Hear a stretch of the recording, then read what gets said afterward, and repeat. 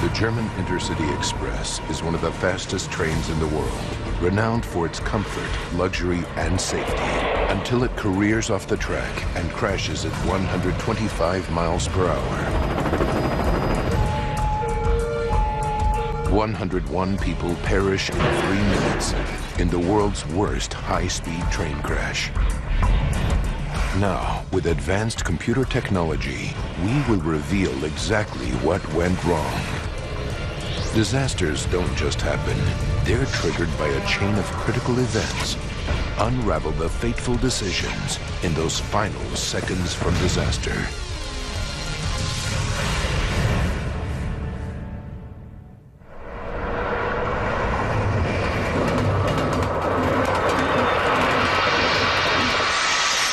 Europe, Germany, Munich, June 3rd, 1998, 5:45 a.m. Passengers board the 800-seat Intercity Express. ICE 884 will make 7 stops on its 530-mile journey before reaching Hamburg, a popular destination for its connections to business centers and seaside resorts. 5:47 a.m. ICE 884 departs Munich. Its 12 luxury coaches carry more than 400 passengers. The Intercity Express is capable of traveling at 155 miles per hour. It boasts advanced safety features, including carriages made from strengthened aluminum and computerized onboard monitoring systems. In 7 years of service, there has never been a fatal accident. It is so advanced that even Amtrak is considering buying the design for use in the U.S. The second stop on ICE 884's journey is Nuremberg. Jörg Dittmann, his wife Sigrid, and their 6-year-old son Andre take their seats in Coach 1 at the front of the train. They are going away to the seaside. Well, it was the very first big holiday for my family. So we said, okay, let's have a stress-free break without the car. Well, because on a train you're free to move around, which is a big advantage when traveling with children. Edith Schäflein is also going on vacation. She boards Coach 5 in the middle of the train. I got on the Intercity Express in Würzburg. I was on my way to a health resort, and I was due to get off in Hamburg. Udo Bauk takes the ICE train because its smooth ride allows him to work on the journey. He boards Coach 12 at the rear of the train. I got on the ICE at Fulda Station. I was on a business trip to a conference in Hamburg. I wanted to prepare for the day ahead, so I found a compartment, sat down, and worked on my laptop.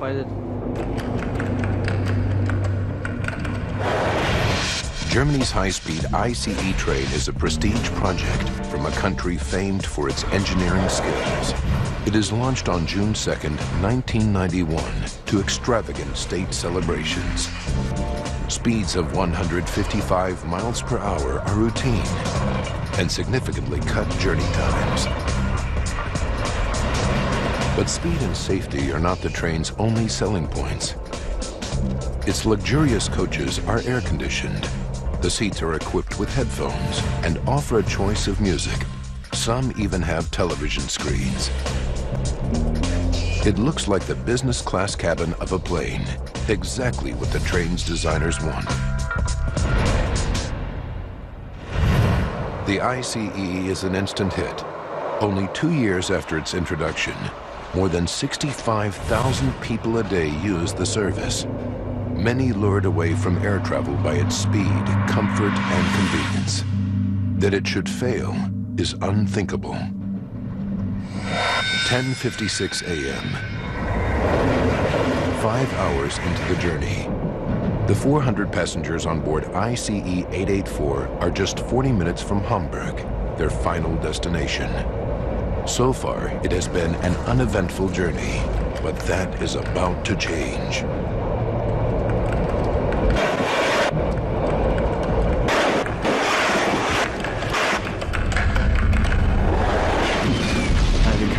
The bang was just beyond any description. All I can compare it with is the moment when a supersonic jet thunders through the sound barrier. And this happens right next to your ear. And at that moment, a shard of metal came slicing through the armrest between my wife and my son. The huge metal shard creates a gaping hole in the carriage floor. I just said, get out, get out, get out of the compartment. Raus, raus, raus aus dem Abteil. Elsewhere in the train, passengers hear the bang, but they're unaware of what's happening in Coach 1.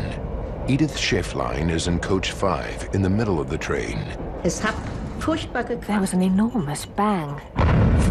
Und da sind die Leute in unserem Waggon aufgesprungen und haben gesagt, And the people in our carriage jumped up and wondered what it was. ruhig, da lief der Waggon wie auf Butter wieder. But then it all went calm after Und that. keiner hat sich mehr, alle haben sich The hingesetzt, train aber continued David ist sofort smoothly, and gedacht, so die Leute everyone sat back aufgesprungen haben down. gesagt, was war das?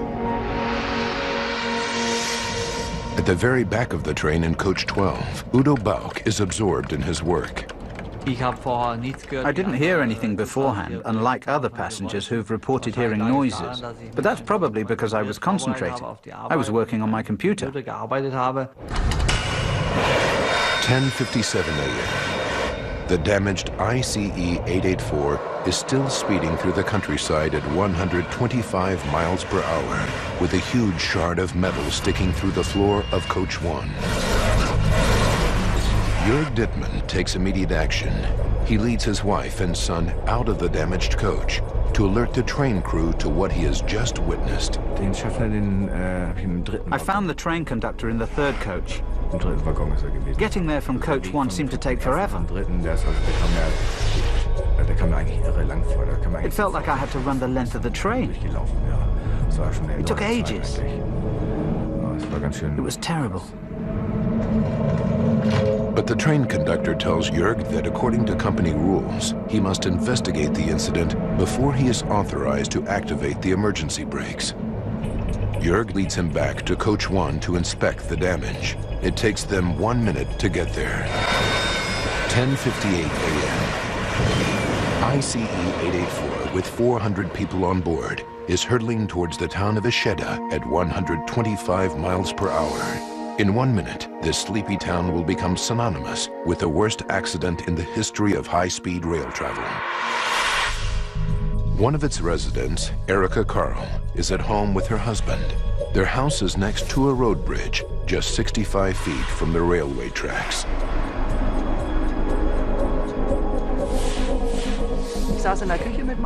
I was sitting in the kitchen with my husband, having a cup of coffee, and we were talking about changes we wanted to make to our garden. It was a lovely summer's day, no indication of what was about to happen.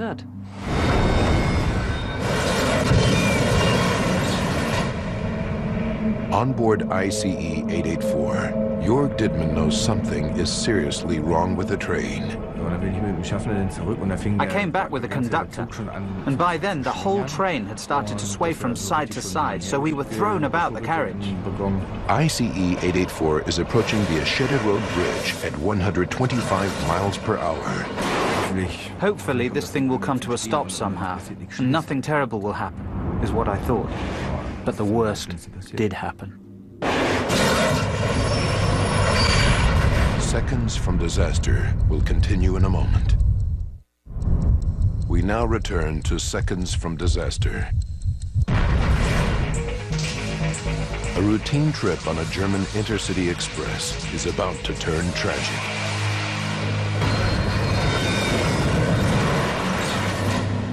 "400 passengers are unaware that anything is wrong with the train.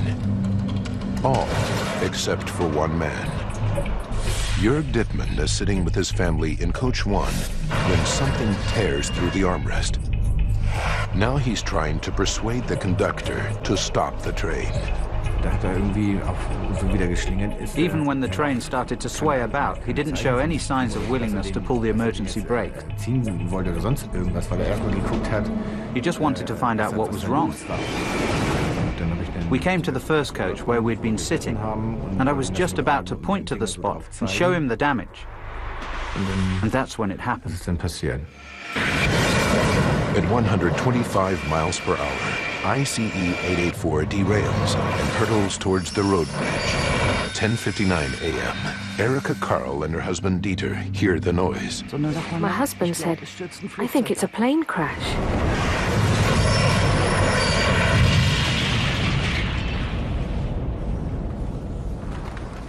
And then there was deathly silence, and not even the birds were singing.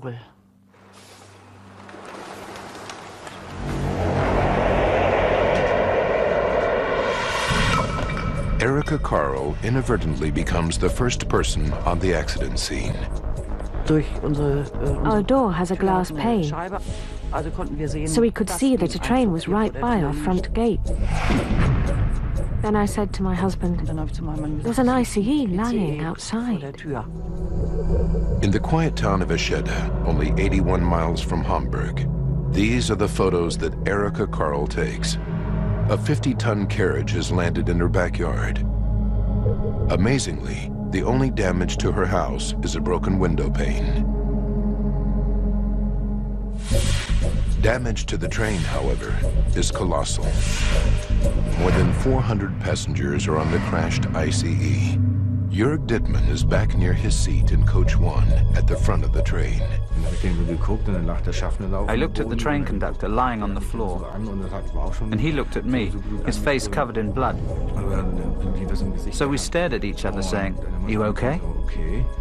Remarkably, the train conductor, Jörg, and his family have only superficial wounds. They are able to walk away from the accident. But further down the train, Edith Schäflein and Udo Bauk are seriously injured, along with more than 100 others. 11:05, 6 minutes after the crash. As emergency services arrive, the enormity of the disaster becomes apparent. News pictures reveal that the double-lane 300-ton road bridge has totally collapsed. The devastation is breathtaking.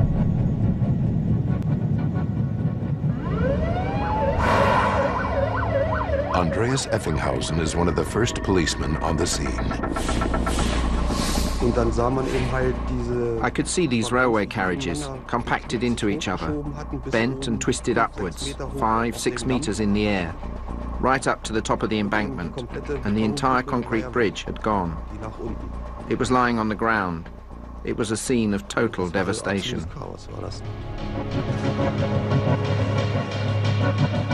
Eight of the ICE's coaches are now in an area barely larger than the length of a single carriage. Hundreds are still trapped in the wreckage. Udo Bauk, who moments before was preparing for a business conference, is now seriously injured. I was lying there, my leg paralyzed, scared that I was going to die. Andreas Effenhausen hears Bauk's cry for help, but he is unable to drag him from the wreckage. I made contact with one of the rescue team leaders. I told him that I had found a seriously injured man on the train. The rescue team sends for specialized equipment. They had to cut the roof off to get me out, and I was in agony. So the paramedics gave me strong painkillers. But the side effects of the drug meant that my breathing stopped temporarily, and then I went into a coma. I don't remember anything about the rescue after that. How I ended up in a helicopter and was flown to Hanover, I don't recall any of it. 11:25 a.m. Initial estimates put the number of casualties at 40 dead and 40 seriously injured. Edith Schäflein is trapped in coach 5 with injuries to her legs. Then the first fireman appeared and asked how I was. I said I was fine. I couldn't feel any pain because of the shock. And so then he helped me out of the window on the other side of the carriage. Despite her injuries, Edith Schaeflein manages to climb out of the window and is taken to the hospital. By 1:45 p.m., 87 people have received emergency treatment. 27 of the most critically injured are airlifted to the hospital. Rescue workers have no idea how many people are still trapped inside the train. But while there's the slightest hope of finding more survivors, the operation continues into the afternoon, evening, and night. During the night, the rescue teams discover the bodies of 2 railway workers in the wreckage. They had been carrying out routine maintenance on the track when the train crashed. The death toll now climbs to 81. Over the next 48 hours, emergency services continued their desperate search, but no one else is found alive. At 6:42 a.m., almost 3 days after the crash, the rescue operation is called off. 101 people die, and 105 are injured in the world's worst high-speed train crash. In a matter of seconds, an unblemished safety record is shattered in a devastating accident. Now we rewind the events of that fateful day and go deep into the investigation to reveal what really happened. Advanced computer simulation will go where no camera can, into the heart of the disaster zone. Within hours of the crash, news journalists seize on a simple explanation for the accident. The cause of the crash remains uncertain, but first reports said that the train had hit a car which was on the railway tracks. Crashed through the guardrail of a bridge over the main line. This is a 1,000,000 to 1 chance. During the cleanup operation, this theory is given a boost by the discovery of a vehicle crushed under the wreckage. But as investigators examine the crash site further, forensic evidence increasingly contradicts this as being the cause of the accident. To begin with, the first passenger carriages, although derailed, show no signs of a collision with another vehicle. What's more, the power car at the front of the train is completely undamaged. Investigators conclude that if another vehicle had caused the accident, there would surely be some evidence of this at the front of the train. So how did the car end up beneath the wrecked ICE? The discovery of the car's registration provides the final clue.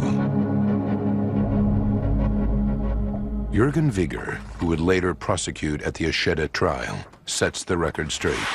To begin with, there was a rumor that the crash was caused by a vehicle which had fallen from the bridge. But it was quickly discovered that the car in question was actually a service vehicle used by employees of the train company, working near the track, and who unfortunately also became victims of the accident. The 2 men had left the vehicle on the bridge while they worked below. In fact, it was the impact of the train hitting the bridge that caused the car to fall off and become buried in the wreckage. It didn't actually have anything to do with the crash. One mystery solved. But if the car didn't cause the accident, what did?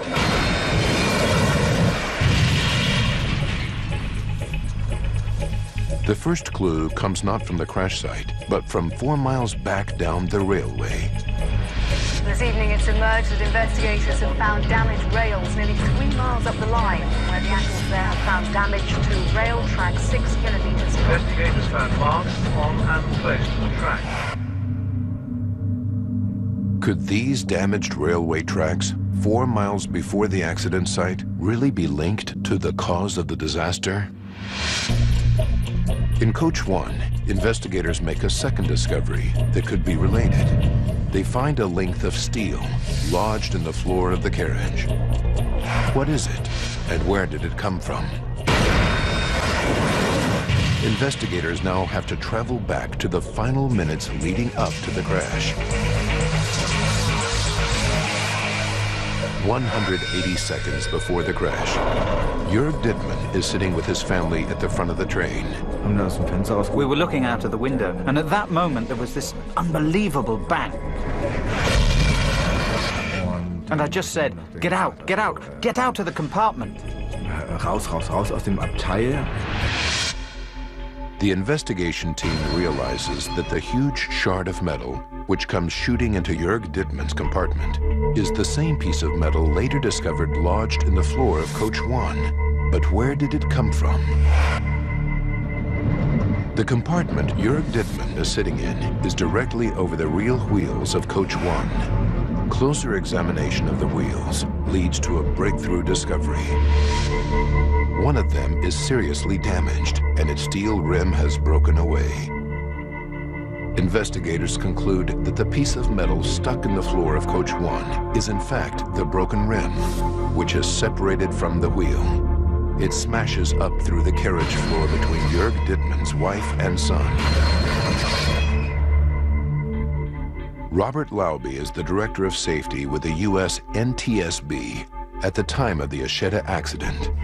Part of the wheel that broke straightened out and it hung up directly under the car. In this position, the wheel was carried along as the train traveled down the track at 112 miles per hour. And it's this unraveled wheel rim that scrapes along the track, sending sparks flying and causing the track damage almost 4 miles back from the accident site. But losing one wheel rim should not have caused the technically advanced ICE-884 to crash so catastrophically. And since the train travels another 4 miles before derailing, something else must have happened to turn a mechanical failure into a major disaster. The team turns their attention to the area of track that's immediately before the Eschede Road Bridge. Here they find some crucial new evidence. Damage to the track indicates that 650 feet before the bridge, the train derails. But why does it derail here and not at the point where the wheel rim shatters 4 miles earlier? The point where the train careers off the track is where the local branch line crosses the main line. There are 2 sets of points which can divert rail traffic from the main line to the branch line. To guide trains through these points safely, there are also rail guides, known as check rails. Investigators comb the track at the point of derailment and make a crucial finding. One of the check rails, a length of steel, is missing. It has been completely torn away from the track. They need to find it. A detailed search of the crash site reveals nothing. But when investigators examine the inside of the wrecked train, they make another vital discovery. This is Coach 1. Our cameras are the first to be allowed inside since the Eschede crash inquiry. Here, investigators make a breakthrough. Damage to the compartment in which Jörg Dittmann was traveling indicates where the wheel rim unraveled, splitting the floor open and piercing the armrest. But only a few feet away in the corridor, investigators find something else. It's the missing check rail, which leaves these gaping holes in the floor and ceiling. With this discovery, they are now able to piece together more of the last moments of the train's journey.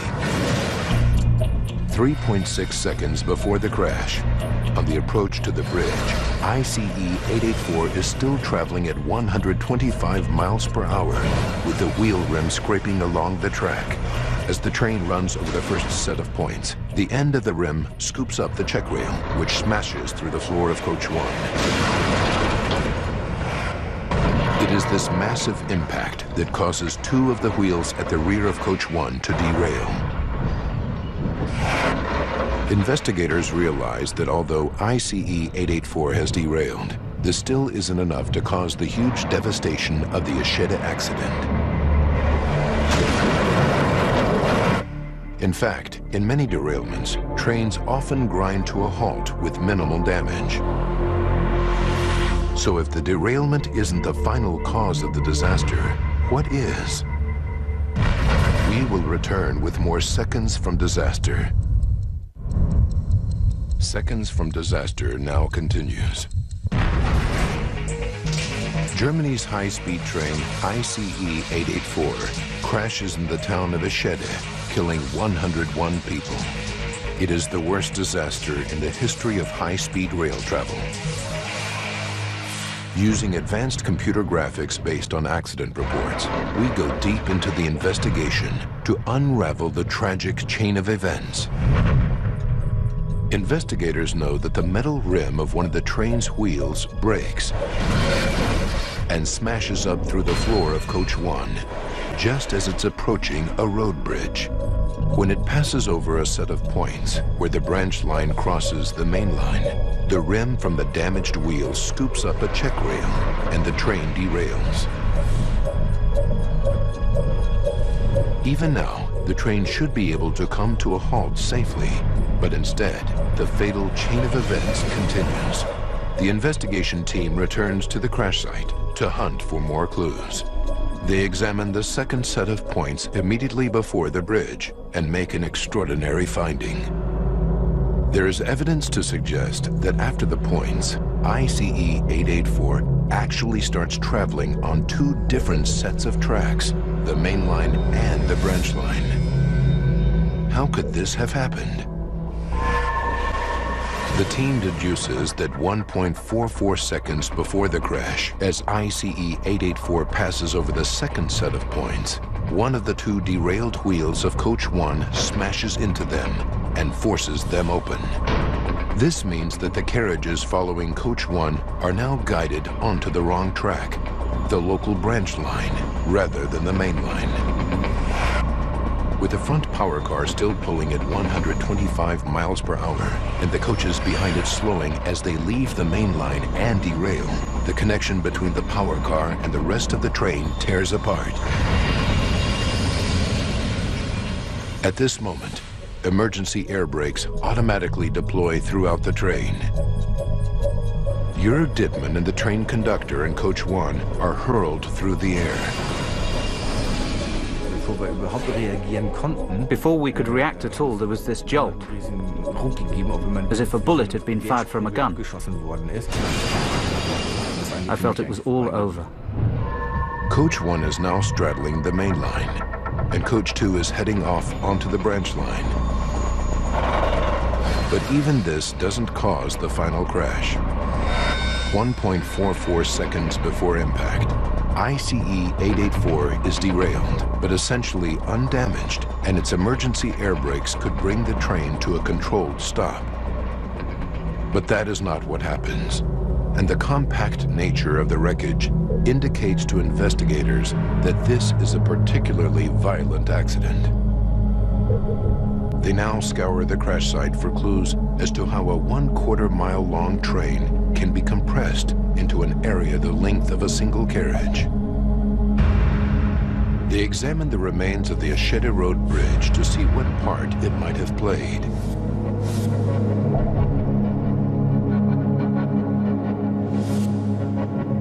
The bridge is supported by concrete pillars, which stand about 6 feet from the tracks. It's this proximity to the railway that becomes the new focus of inquiry. It helps piece together the next sequence of events. About 3 minutes after the wheel breaks, ICE 884 reaches the Eschede Road Bridge at a speed of 125 miles per hour. The power car and coaches 1 and 2 pass under the bridge without touching it. But Coach 3 is pushed outwards by the momentum of the train and slams directly into the pillars. ICE 884 crashes into the Eschede Road Bridge. The third car was diverted over to the siding and swung out to the right, and at that time struck the supports for the bridge and knocked the supports out from under the bridge. When Coach 3 destroys the pillars, the bridge starts to collapse. Coach 4 clears the falling bridge, but catapults off the track and crashes into nearby trees. As Coach 5 passes under the collapsing bridge, it is struck by tons of falling concrete, and the rear half is totally destroyed. Edith Schäflein is traveling in the front half of Coach 5. There was just no time to think. I heard the bang and was thrown about. I was catapulted from left to right. I saw that the windows were shattering and the train buckled so much. It's just impossible to imagine how it was so completely smashed up, so completely ripped apart. Immediately behind her, the falling bridge crushes the restaurant coach to a height of only 6 inches. The resulting debris now blocks the path of the remaining 6 coaches and the rear power coach, which hurtles into the wreckage. Udo Bauch is in passenger coach 12. There was a bang louder than I've ever heard in my life. And then everything happened very quickly. I was flung around the compartment, left to right, up and down, until I was left lying there in agony. 101 people are killed in the crash at Eschede, and it seems to be the result of a tragic chain of events.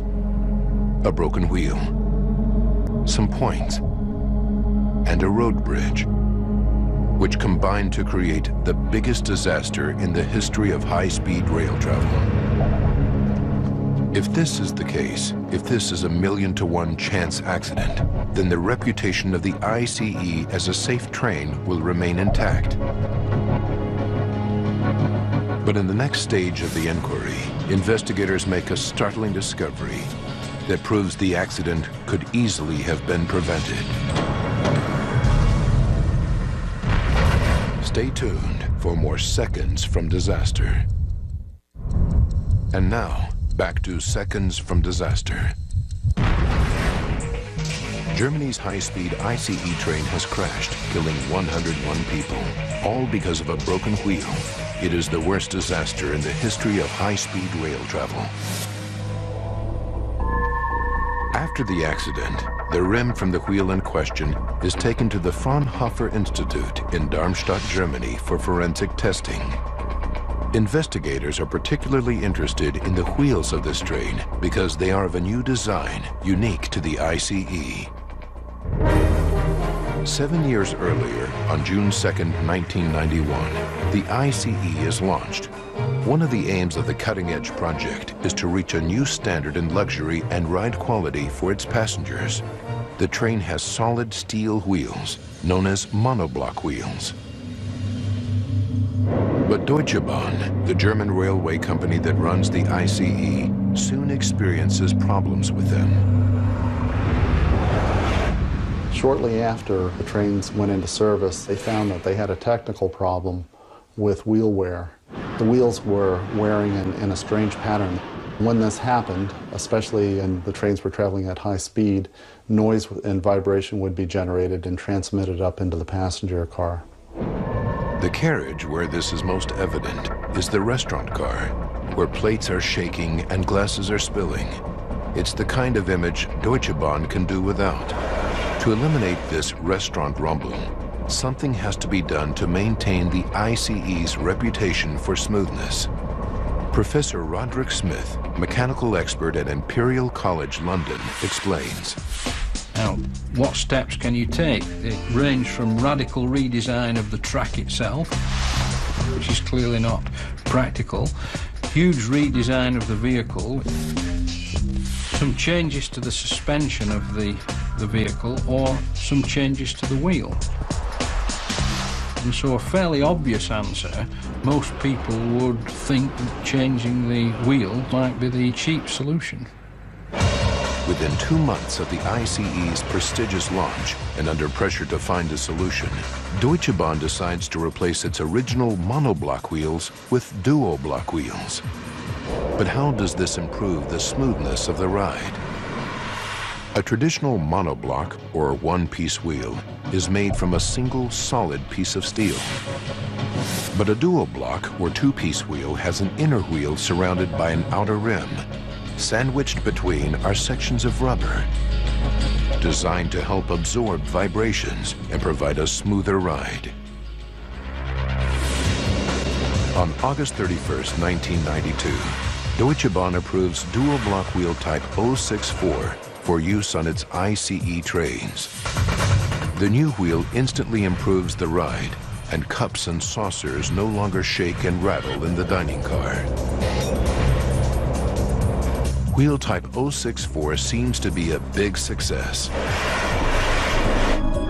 That is, until one of them fails and triggers the terrible chain of events that causes the Eschede train crash.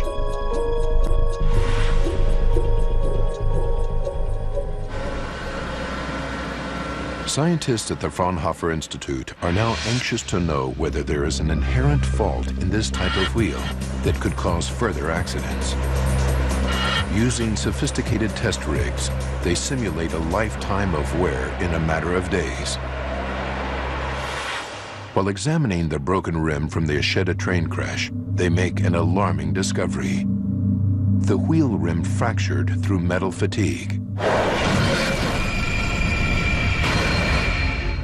In simple terms, fatigue occurs when a movement is repeated over and over again, causing a stress break at a weak point in the metal. There are examples of it occurring in everyday life. This paper clip is a good example.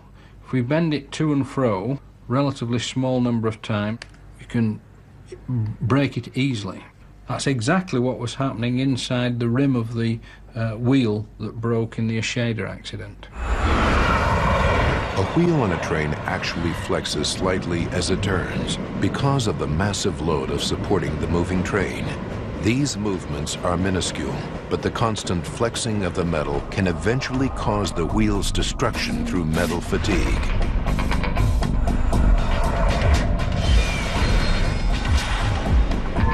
With a dual block wheel, there is a layer of rubber between the wheel and the rim. The soft rubber allows the outer rim to flex much more than on a monoblock wheel. As the separate rim wears down through use, the flexing increases.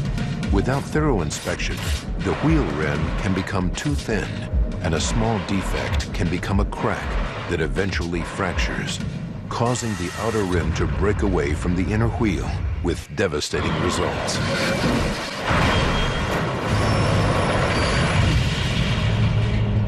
In the case of ICE 884, this is exactly what happens. But metal fatigue fractures in train wheels usually develop over a period of months or years.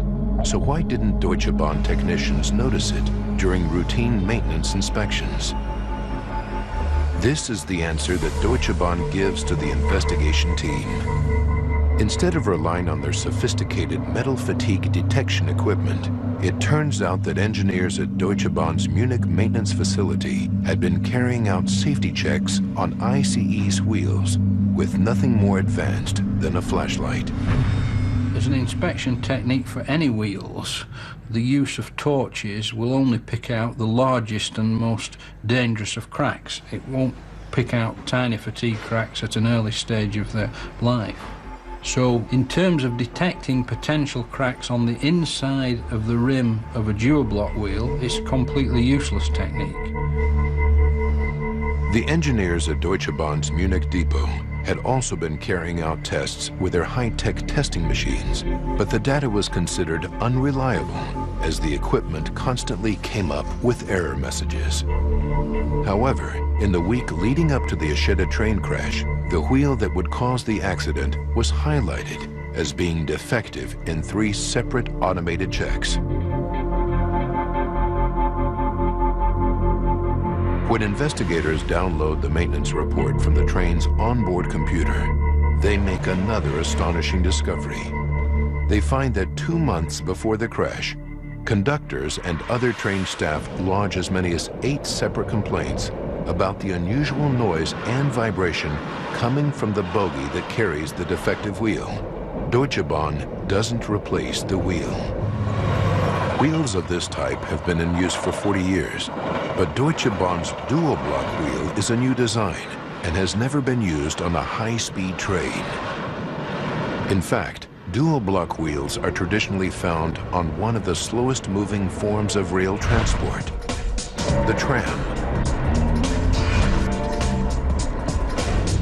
In July 1997, almost a year before the Eschede train crash, the company that runs the tram network in the German city of Hanover discovers dangerous metal fatigue cracks occurring in its dual block wheels, even though they are running at speeds of only 15 miles per hour.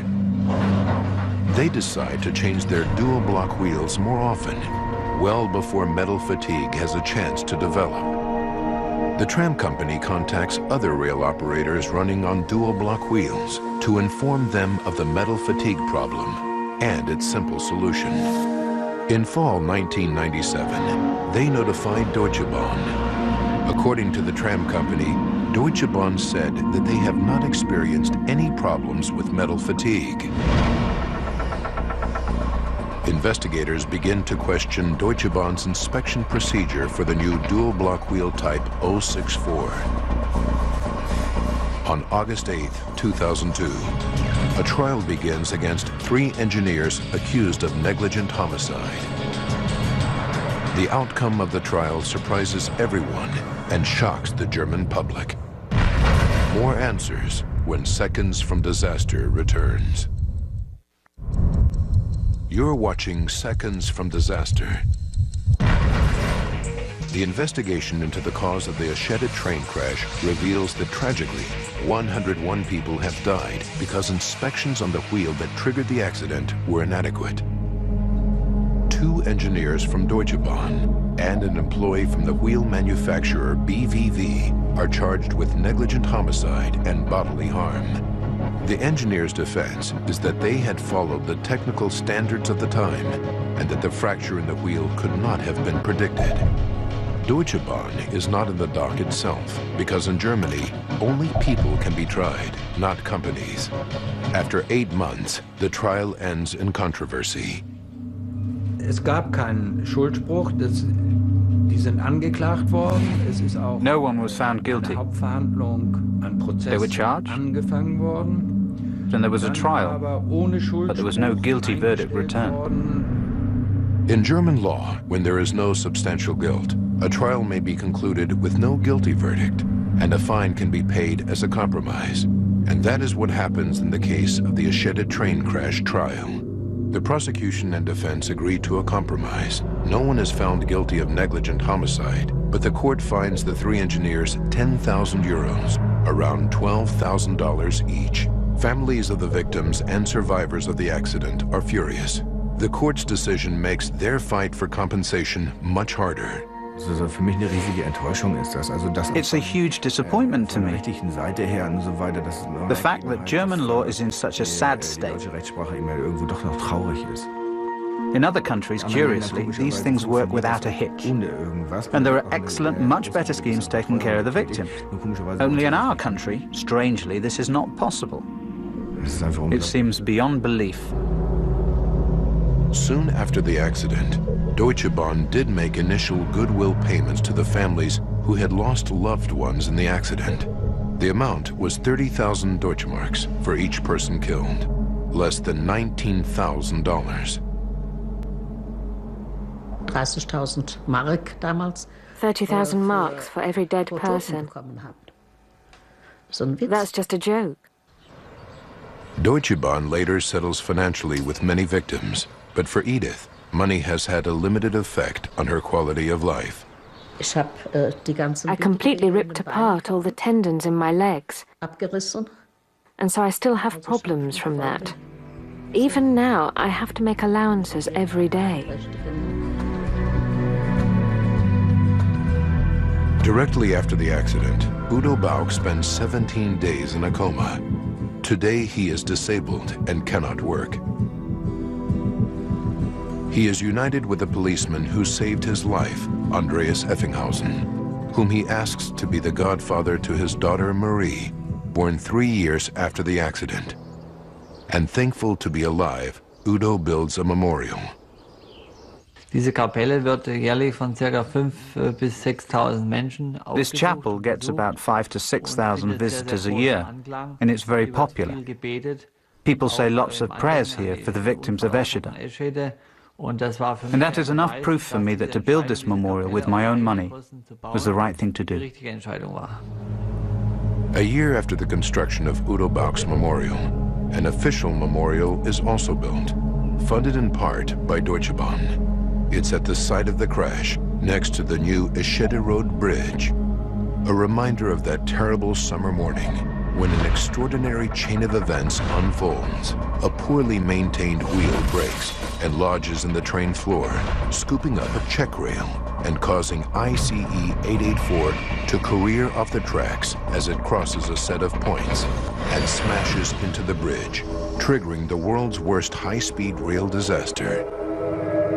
Deutsche Bahn has removed the dual block wheel type 064 from service and replaced them with traditional monoblock wheels.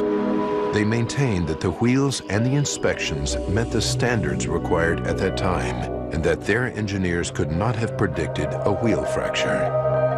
As of November 2002, Deutsche Bahn claims to have paid more than $30 million to the victims' families and survivors of the crash. Since refitting monoblock wheels, Deutsche Bahn's ICE trains have clocked millions of safe miles, and the popularity of high-speed rail travel continues to soar.